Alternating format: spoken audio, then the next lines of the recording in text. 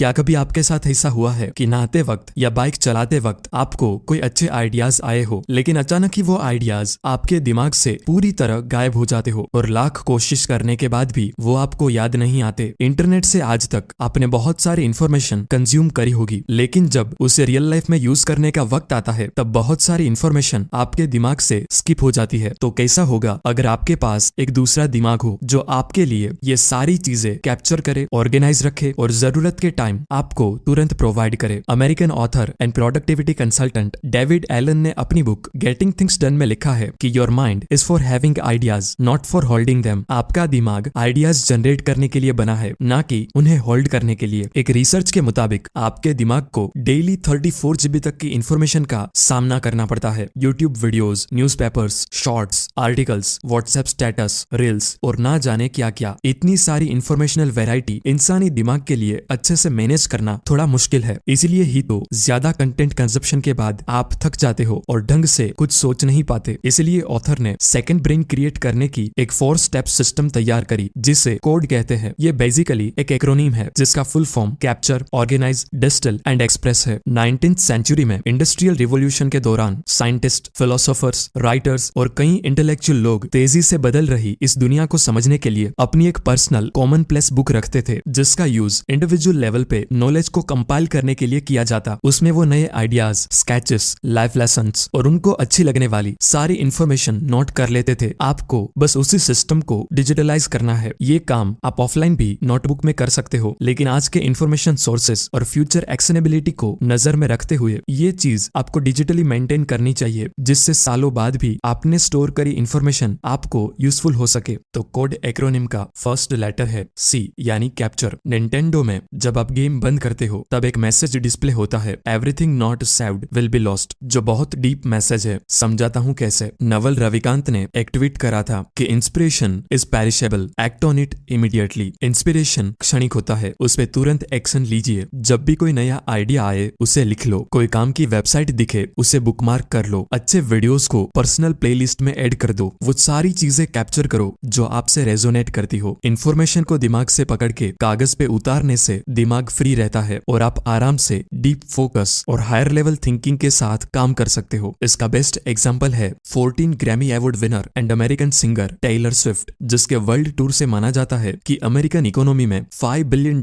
का व्यापार होगा। वो भी अपने लिरिक्स और वर्ड्स की राइमिंग्स को अपने फोन में ही कैप्चर करती है। तो आप भी अपने आइडियाज कैप्चर करने के लिए Evernote, Microsoft one note, notion, Apple notes या कोई भी digital note taking app use करो। पर्सनली मैं नोशन और एप्पल नोट्स यूज करता हूँ और टाइम टू टाइम उस डेटा को रिवाइज करने के लिए रीडवाइज यूज करता हूँ। सेकंड ब्रेन का नेक्स्ट लेटर है O यानी ऑर्गेनाइज। इंफॉर्मेशन इकट्ठा करके आपको डिजिटल कबाड़ी वाला नहीं बनना। कोई चीज तभी यूजफुल होगी जब जरूरत के टाइम आसानी से मिल जाए। आपके पास शायद दुनिया भर का सारा ज्ञान पड़ा हो, लेकिन वो ऑर्गेनाइज्ड और एक्सेसिबल ना हो तो कुछ काम का नहीं। इंफॉर्मेशन को ऑर्गेनाइज रखने के लिए ऑथर पैरा मेथड सजेस्ट करते हैं। बचपन में आप कंप्यूटर में गेम्स, मूवीज, फोटोज और सॉन्ग्स जैसे फोल्डर्स बनाते थे, लेकिन फोल्डर्स को टॉपिक से ऑर्गेनाइज रखने के बदले एक्शनेबिलिटी से ऑर्गेनाइज रखना ज्यादा बेटर होता है। तो सबसे पहले आप 4 फोल्डर्स बना लो, projects, areas, resources and archives. ये फोल्डर्स आप नोट टेकिंग ऐप, ब्राउजर और कंप्यूटर में बनाओ और इन चारों फोल्डर्स के अंदर ही सारी चीजें आ जाएगी। पैरा मेथड में पहला फोल्डर प्रोजेक्ट्स का बनेगा। इसमें वो सारी चीजें रखो जिस काम के लिए एक क्लियर एंड पॉइंट हो। जैसे आपको एक असाइनमेंट कंप्लीट करना है तो वो एक प्रोजेक्ट हो गया। इस साल का ITR फाइल करना है तो वो एक प्रोजेक्ट है। 2 महीने बाद खुद की वेबसाइट लॉन्च करनी है तो वो एक प्रोजेक्ट हुआ।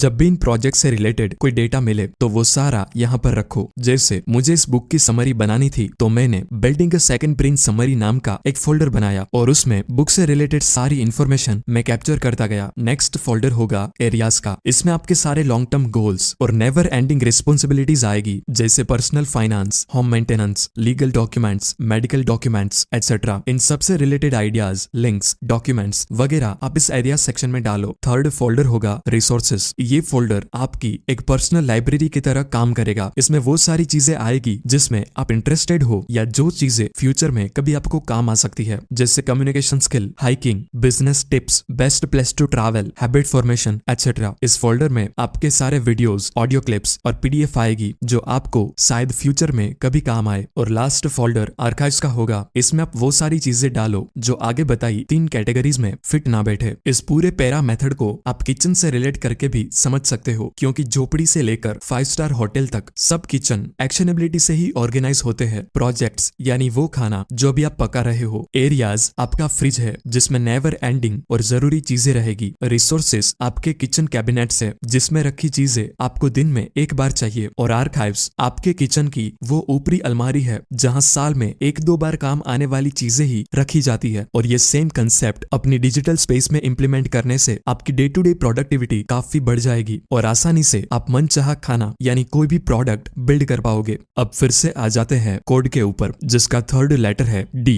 यानी डिस्टिल। ये सब भेजा फ्राई आपने यूं ही नहीं किया। डिस्टिलेशन का मतलब है आपने कैप्चर करी चीजों की समरी बनाना ताकि आपके फ्यूचर सेल्फ को वो काम आए। आपने ऑर्गेनाइज करी इंफॉर्मेशन का आपको एसेंस फाइंड करना है कि उसमें वो कौन सी ऐसी चीज है जो सच में मैटर करती है। जैसे आइंस्टाइन ने अपनी थियरी ऑफ रिलेटिविटी का एसेंस फाइंड करके उसे सिर्फ एक इक्वेशन E=mc² में समराइज किया, वैसे ही आपको भी आपने सीखी बातों को अपने वर्ड्स में शॉर्ट में समराइज करके लिख लेना है ताकि बाद में आपको सब कुछ रीड करने की जरूरत ना रहे। और लास्ट लेटर ई का मतलब है एक्सप्रेस करना। आपका दिमाग नॉलेज का भंडार होगा, लेकिन आप उससे कुछ क्रिएट नहीं कर सकते तो सब बेकार है। इस स्टेज पर आपने सीखी चीजों को आप रियलिटी में कन्वर्ट करते हो। आपका दिमाग वेयरहाउस नहीं फैक्ट्री होना चाहिए। उसमें डाले रॉ मटेरियल का कुछ ना कुछ बनना ही चाहिए। छोटे से लेकर बड़े हर एक काम में अपने नॉलेज को एक्सप्रेस करने की रिक्वायरमेंट रहती है और यह वीडियो भी मेरे एक्सप्रेशन का एक पार्ट है। मैंने जो भी सीखा उसे कैप्चर करा, उसे ऑर्गेनाइज करके डिस्टिल प्रोसेस से उसका प्योर एसेंस निकाला और उसे वीडियो में कन्वर्ट करके आपके सामने एक्सप्रेस कर रहा हूँ। अमेरिकन न्यूरोसाइंटिस्ट नैन्सी एंड्रियसन कहती है कि इंटेलेक्चुअल लोग चीजों के बीच कनेक्शन फाइंड करने में माहिर होते हैं। वो अलग अलग डॉट्स को कनेक्ट करते हैं। जैसे मेरी ये थॉट प्रोसेस बहुत सारी छोटी छोटी इन्फॉर्मेशन के कनेक्शन से बनी है जो मैं अपनी प्राइवेट कम्युनिटी पे डेली शेयर करता हूँ। उसमें बहुत सारी चीजें आपको माइंड ब्लोइंग लगेगी, तो कुछ पोस्ट ऐसी भी होगी जो आपको पसंद ना आए, बट आई डोंट माइंड, क्योंकि डॉट्स ऐसे ही कनेक्ट होते हैं, आइडियाज ऐसे ही बनते हैं। वो प्राइवेट कम्युनिटी पोस्ट ही मेरी थॉट प्रोसेस और हैबिट्स का रॉ मटेरियल है। उसे एक बार जरूर चेक करना, लिंक डिस्क्रिप्शन में है। अब इस पूरी बुक को चंद वर्ड्स में समराइज करके बताऊं तो टियागो फोर्टे कहते हैं कि बहुत सारी इंफॉर्मेशन याद रख के अपने दिमाग को लोड नहीं देना। आइडियाज को कैप्चर करने के लिए एक छोटी सी डायरी और पेन रखो या नोट टेकिंग ऐप का इस्तेमाल करो। इंप्रूवमेंट और इनोवेशन एक्सीडेंटली नहीं होते, उसके पीछे एक रोबस्ट सिस्टम होती है जो नॉर्मल लोगों को अक्सर नहीं दिखती, और सेकंड ब्रेन उसी रोबस्ट सिस्टम का एक पार्ट है। नो मैटर आपका फील्ड कौन सा है, आपको अपना एक सेकंड ब्रेन क्रिएट करना चाहिए। वो आपके ओरिजिनल ब्रेन के बैकअप वर्जन की तरह काम करेगा। जैसे जैसे आप सेकंड ब्रेन को यूज करते जाओगे वैसे ही आपका माइंडसेट, सेल्फ अवेयरनेस और फोकस बढ़ता जाएगा। आप ज्यादा काम फील करोगे और किसी भी सिचुएशन को आराम से इमोशनल कंट्रोल के साथ हैंडल कर पाओगे। Organise your life by organising your thoughts. धन्यवाद।